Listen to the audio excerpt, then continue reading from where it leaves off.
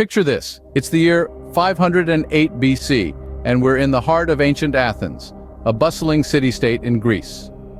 A cradle of Western civilization, Athens was a beacon of intellectual and cultural vibrancy.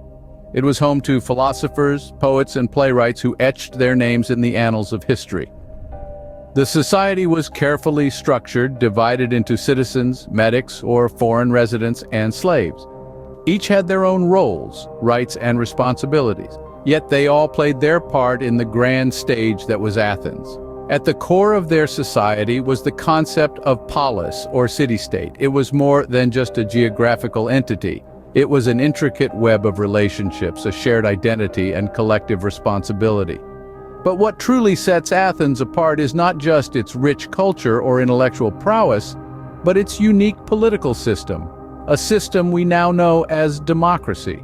So, how did democracy, a concept so fundamental to our modern world, come into existence in ancient Athens? The answer lies in the revolutionary reforms introduced by Cleisthenes in 508 BC. Cleisthenes is often hailed as the father of Athenian democracy.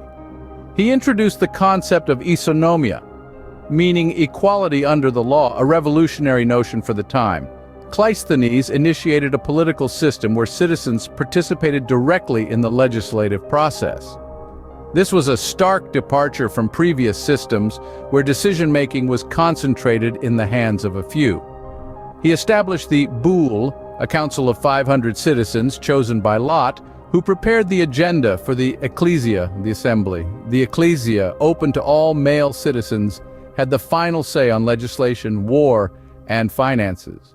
Furthermore, popular courts, staffed by ordinary citizens, made important judicial decisions. These were radical changes, putting power directly in the hands of the people, a revolutionary idea that would shape the future of governance.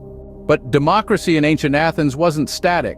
It evolved, adapted, and left an indelible mark on history. As it matured, Athenian democracy introduced unique practices such as ostracism. This was a method by which citizens could vote to banish a public figure who they believed posed a threat to the city. During the Peloponnesian War, a devastating conflict with Sparta, Athenian democracy underwent significant modifications. It was a trying time that tested the resilience of the democratic system.